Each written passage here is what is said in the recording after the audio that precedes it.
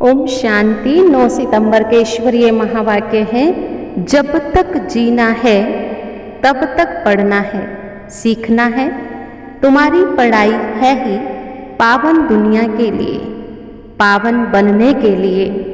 दूसरी बात जो शिव बाबा ने हम बच्चों को समझाई कि जैसे मैं निरअहंकारी हूँ, ऐसे तुम बच्चे भी मेरे समान निरअहंकारी बनो। निरअहंकारी का मतलब होता है हमारे में भले कितने भी गुण हो, उसे प्रभु प्रसाद समझें, सबकी सेवा में लगाएं और उसे कतः भी यह ना कहें मेरे में ये क्वालिटी है, ये मेरा गुण है। नहीं, ये परमात्मा ने दिया है। ऐसा करके अगर हम हर किसी के सहयोग में अपने गुण को लगाएंगे तो हमारा गुण वृद्धि को पाएगा। निरअहंकारी बाबा है तो मुझे भी बाबा जैसा निरअहंकारी बनना है। तीसरी बात जो बाबा ने समझाई कि अगर हमारी बुद्धि अच्छी होती जा रही है तो उसकी निशानी है कि उसको यह समझ में आ जाएगा मैं आत्मा हूँ। आत्मा क्या चीज़ है?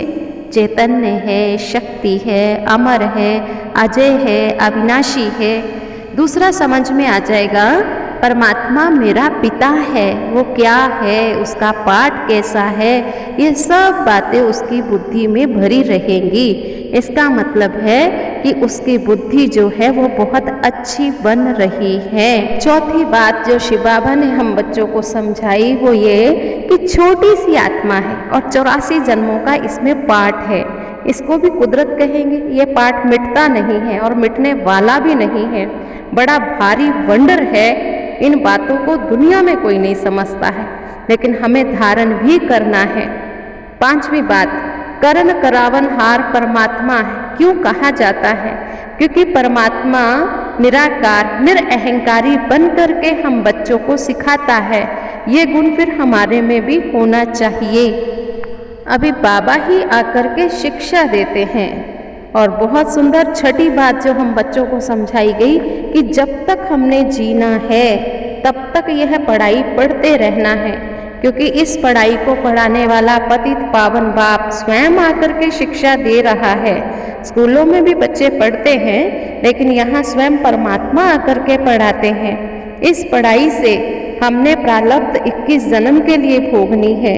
यहाँ तो कहा जाता है जब तक जीना है तब तक पढ़ना, कर्मातीत अवस्था को पाना। आत्मा योग से ही पवित्र बनती है। सातवीं बात, ये दुनिया दुख धाम है। यहाँ कितने दुख ही दुख हैं। बहुत दुख मिलता है एक दूसरे को, सुख तो यहाँ बहुत कम मिलता है। देखो, एरोप्लेन में भी सुख मिलता है तो वहाँ दुख भी मिलता है। एक्सीडेंट हो जाता है तो दुख होता है, स्टीमर डूब जाता है, ट्रेन का एक्सीडेंट हो जाता है, बैठे बैठे हार्ट फेल हो जाते हैं, कोई ऐसी वैसी बीमारी आ जाती है, तो कितने दुख हैं।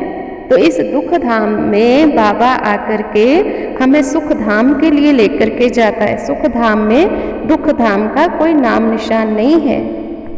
आठवीं बात बहुत अच्छी जो बाबा ने हमें समझाई। क्या समझाया? कि बाबा हमें बादशाही देता है। तो अलफ का मतलब होता है शिव बाबा, बे का मतलब होता है बादशाही। यह राइट बात है। जब बाबा आते हैं तो वो हमें स्वर्ग के सुख देते हैं और स्वर्ग में जाने का पुरुषार्थ भी कराते हैं। और ऐसा कार्य बाबा ने 5000 वर्ष पहले भी करवाया था और अभी भी करवा रहे हैं।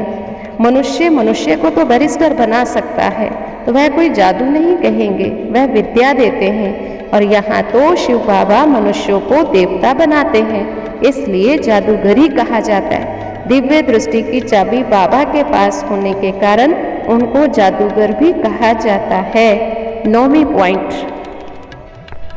बाबा ने कहा कि ये जो प्रदर्शनी के चित्र बने हुए हैं इन्हें देखना चाहिए और अपना मुख खोलना चाहिए कि इसमें बाबा ने क्या क्या समझाया है। अच्छी तरह इनका चिंतन करना चाहिए। अंदर ही अंदर बोलते रहो और हर चीज़ का आपको रहस्य पता होना चाहिए। झाड़ में क्या क्लियर दिखाया है, राजियों के चित्र में क्या दिखाया है, आत्मा के चित्र में क्या दिखाया है, ऐसे उनको अपने अंदर क्लियर करो। फिर जो आए उसको बड़े प्यार से समझाना चाहिए। 10वीं बात, सेवा करने के लिए तुम्हें शमशान घाट भी जाना चाहिए। जब तक मुर्दा जल जाए तब तक वह लोग बैठ सत्संग करते हैं, उनको कोई रोक नहीं सकता है।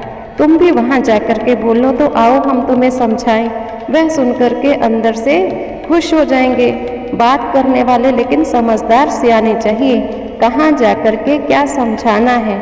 वहाँ आत्मा अविनाशी है, आत्मा का पिता परमात्मा अविनाशी है। ऐसी ऐसी बातें तुम्हें जाकर के समझानी चाहिए। वरदान है आज का, अपने मस्तक पर सदा बाबा की दुआओं का हाथ अनुभव करने वाले विघ्न विनाशक भव। विघ्न विनाशक वही बन सकते हैं जिनमें सर्व शक्तियाँ हों। तो सदा यह नशा रखो, मैं मास्टर सर्वशक्तिवान हूँ। सर्व शक्तियों को समय पर कार्य में लगाओ। कितने भी रूप में माया आवे लेकिन नॉलेजफुल बनो। बाबा के हाथ और साथ का अनुभव करते हुए कंबाइंड रूप में रहो। रोज अमृत वेले विजय का तिलक स्मृति में लाओ। अनुभव करो कि बाप दादा की दुआओं का हाथ मेरे मस्तक पर है, तो विघ्न विनाशक बन सदा निश्चिंत रहेंगे। स्लोगन, सेवा द्वारा अविनाशी खुशी की अनुभूति करने और कराने वाले ही सच्चे सेवाधारी हैं। आज का स्वमान, मैं मास्टर सर्वशक्तिवान निर्विघ्न आत्मा हूँ।